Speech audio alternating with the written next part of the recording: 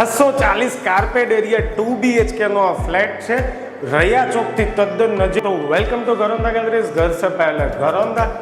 This is the living area. Living એરિયાની size છે 10.5 by 14 ની. તમે જોઈ શકો છો કાફી સ્પેશિયસ છે. લિવિંગ એરિયા અટેચ જ સ્ટેન્ડિંગ બાલ્કની આપેલી છે. લિવિંગ એરિયા તમે તમારા ઇન્ટિરિયરને બુક કરી તમારી રીતના સજાવી શકો છો. અહીંયા ટીવી યુનિટ બનાવી શકો છો. અને આ નેકેડ ફ્લેટ છે જેમાં તમને આઈડિયા રહેશે કે તમને સ્પેસ કેટલી મળવાની છે. લિવિંગ એરિયા પછી આવે છે ડાઇનિંગ અને કિચન સ્પેસ. ડાઇનિંગ અને કિચન સ્પેસ આપેલી છે 7.5 બાય 12 ની. અહીંયા તમે ડાઇનિંગ એરિયા બનાવી શકો છો.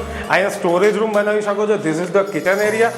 કિચન એરિયામાં પ્લેટફોર્મ અહીંયા આપેલું છે. પ્લેટફોર્મની એક્ઝેક્ટ સામે સર્વિસ ટેબલ બનાવેલું છે. કિચન અટેચ જ વોશિંગ એરિયા બી આપેલો છે. અને હા, રાજકોટનું તમને એ જણાવી દઉં કે રાજકોટમાં જો તમે કોઈ પ્રોપર્ટી સર્ચ કરી રહ્યા છો તો તમે ઘરોંદા ગેલેરીની મુલાકાત લઈ શકો છો. ત્યાં 300+ રાજકોટમાં નવા ચાલતા હોય તેવા પ્રોજેક્ટ ત્યાં અવેલેબલ છે.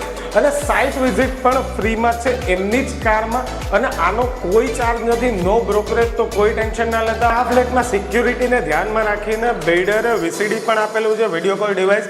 તમારી પરમિશન વગર ફ્લેટમાં કોઈ એન્ટર નહીં કરી શકે. ફર્સ્ટ બેડરૂમ એની પહેલા હું તમને એ દેખાડું કે ડાઇનિંગ પછી વોશ બેસન બિલ્ડર અહીં આપેલું છે. આ બેડરૂમ ફર્સ્ટ બેડરૂમની સાઇઝ છે 10.5 બાય 10 ની વિથ અટેચ સ્ટેન્ડિંગ બાલ્કની. વોર્ડરોબની સ્પેસ એક્સ્ટ્રા આપેલી છે. આની એક્ઝેક્ટ બાજુમાં આવે છે સેકન્ડ બેડરૂમ.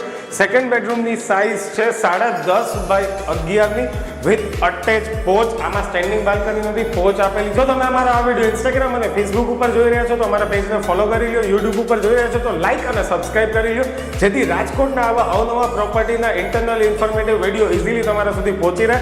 અને જો તમારે રાજકોટમાં કોઈ પ્રોપર્ટી લેવી છે તો ઘરોંદા ગેલેરીની મુલાકાત અચૂકથી લેજો. પ્રોપર્ટી લેવાનું વન સ્ટોપ સોલ્યુશન એટલે ઘરોંદા ગેલેરીઝ. અને આપણે મળીશું નેક્સ્ટ વિડીયો.